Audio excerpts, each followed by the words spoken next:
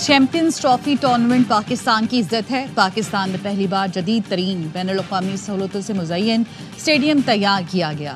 نئے Gaddafi stadium کا افتتاح فروری کے پہلے ہفتے میں کیا جائے گا۔ چیئرمین پی سی بی کہتے ہیں کھلاڑیوں کے ساتھ شائقین کرکٹ نئی سہولتوں سے محظوظ ہوں گے۔ محسن نقوی کی قذافی اسٹیڈیم میں ورکر سے ملاقات، دن رات کام کرنے پر شاباش دی۔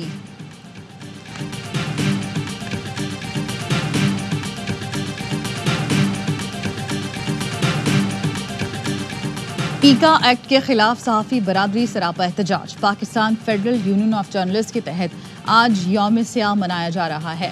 پریس کلب، یونین دفاتر پر سیاہ پرچم لہرائے جائیں گے، احتجاجی ریلیاں نکالی جائیں گی۔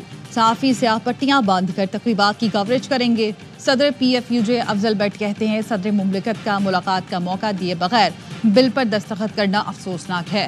پارلیمنٹ ہاؤس کے باہر دھرنا دیا جائے گا۔ صدر کی منظوری کے بعد گیزٹ نوٹیفیکیشن جاری۔ پیکا ترمیمی ایکٹ 2025 نافذ العمل ہو گیا۔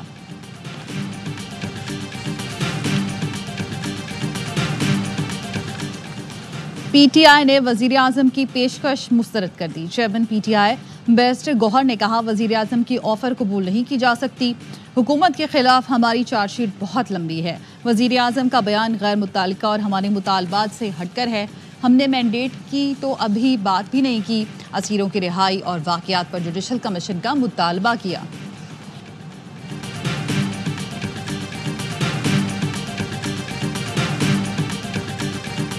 بانی پی ٹی آئی نے چیف جسٹس اور آئینی بینچ کے سربراہ کو میرے توسط سے الگ الگ خطوط بھجوائے۔ بانی پی ٹی آئی کے وکیل نعیم پنچوتا کہتے ہیں رجسٹرار سپریم کورٹ نے خط وصول کرنے سے انکار کیا تو دونوں خطوط بذریعہ کوریئر ارسال کر دیے۔ خط میں 26 نومبر ڈی چوک کی تحقیقات اور جوڈیشل کمیشن بنانے کی درخواست کی گئی۔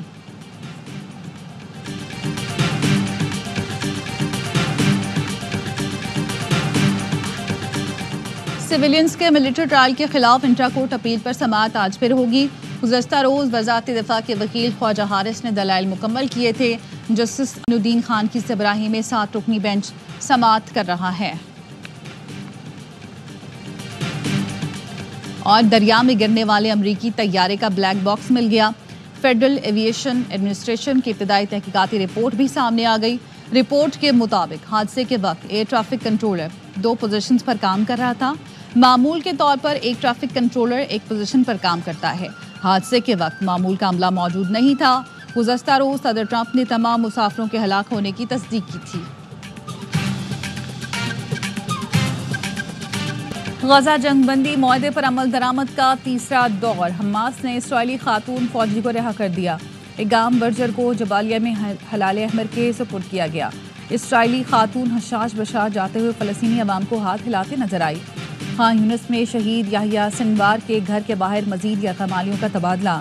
رہائی پانے والوں میں اربیل یہود بھی شامل، جس کی وجہ سے اسرائیل نے شمالی غزہ میں لاکھوں فلسطینیوں کی واپسی روک رکھی تھی۔ حماس نے تھائی لینڈ کے 5 یرغمالی شہریوں کو بھی رہا کیا۔ اسرائیل نے 110 فلسطینیوں کو رہا کر دیا۔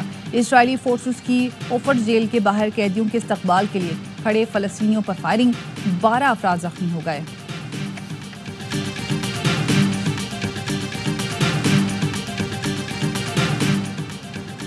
حماس نے اعلیٰ فوجی کمانڈر محمد زیف سمیت دیگر کمانڈرز کی شہادت کی تصدیق کر دی۔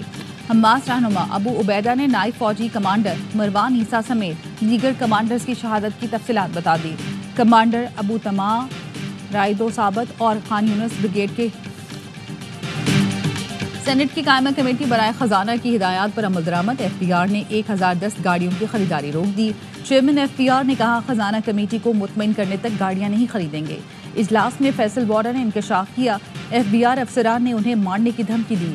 کہا علی صالح، شاہد سومرو اور ڈاکٹر سجاد صدیقی نے براہ راست دھمکایا۔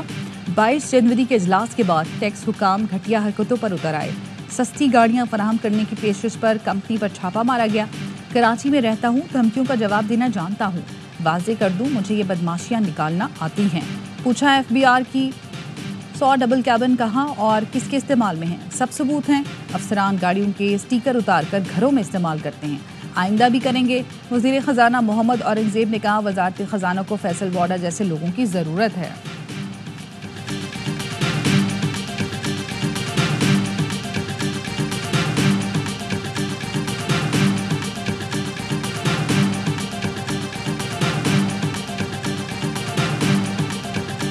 سندھ حکومت نے کراچی کے تاجروں کو بلا کر دھمکی دی. انہیں گلا ہے تاجروں نے کہیں اور شکایت لگا دی.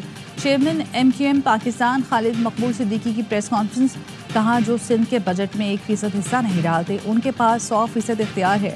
شہریوں سے بھتہ، بلڈنگ کنٹرول اور پانی بیچ کر سرکاری سطح پر لیا جا رہا ہے.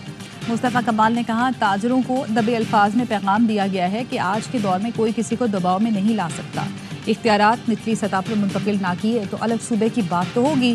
فاروق ستار بولے تاجروں کو بلایا تھا تو اسی وقت ان کی زمینوں پر سے قبضہ ختم کراتے.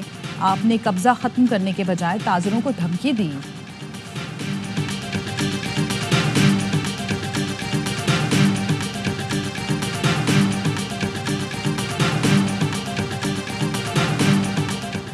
کراچی والوں کے لیے MQM کا ماضی ڈرانا خواب ہے. MQM اپنی مردہ سیاست زندہ کرنے کے لیے پیپلز پارٹی پر تنقید کرتی ہے. سندھ کے سینئر وزیر شرجیل میمن کا MQM کی پریس کانفرنس پر رد عمل. کہا تاجروں کے اعزاز میں ظہرانے کا مقصد مسائل کی نشاندہی کرنا تھا. تاجروں نے شکریہ ادا کیا کہ اب ان کو بھتے کی پرچیاں بوری بند لاشیں نہیں ملتی، قربانی کی کھالیں نہیں چھینی جاتی، روز روز ہڑتالیں نہیں ہوتی. ترجمان سندھ حکومت سعدیہ جاوید نے کہا کراچی کی بربادی کی تاریخ لکھی جائے گی تو MQM سر فہرست ہوگی. لوگ 12 مئی بلدیہ فیکٹری اور طاہر پلازا کی آگ نہیں بھولے. کچرا چننے والوں سے بھتہ لینے والے معصوم بن رہے ہیں.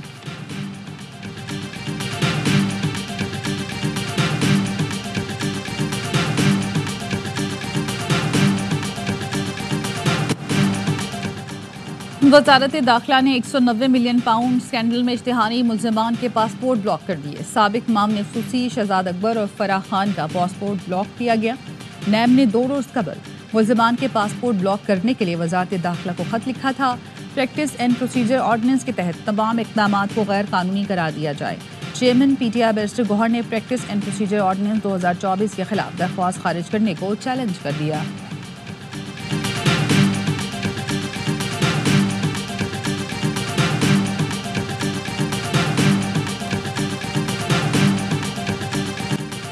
افغانستان نے ICC چیمپئنز ٹرافی کے لیے آفیشیل کٹ کی رونمائی کر دی. جرسی پر خوبصورت خطاطی اور افغانستان کے ثقافتی ورثے کو اجاگر کیا گیا ہے. افغان کرکٹ بورڈ کا کہنا ہے کھلاڑی یہ جرسی پہن کر تاریخ رقم کریں گے. اور پاکستانی نژاد برطانوی باکسر آدم عظیم ورلڈ چیمپئن سرگئی لیپینٹ سے مقابلے کے لیے تیار. کہتے ہیں 4 سال کی عمر سے باکسنگ کر رہا ہوں، مقابلے کے لیے سخت ٹریننگ کی ہے. مداح ہفتے کی رات میچ ضرور دیکھیں. آدم اور سرگئی کا مقابلہ 21 فروری کو اسپورٹس اور ARY ایپ پر براہ راست دکھایا جائے گا. لندن کے ویمبلے ارینا میں مقابلہ دیکھنے ہزاروں لوگ پہنچیں گے.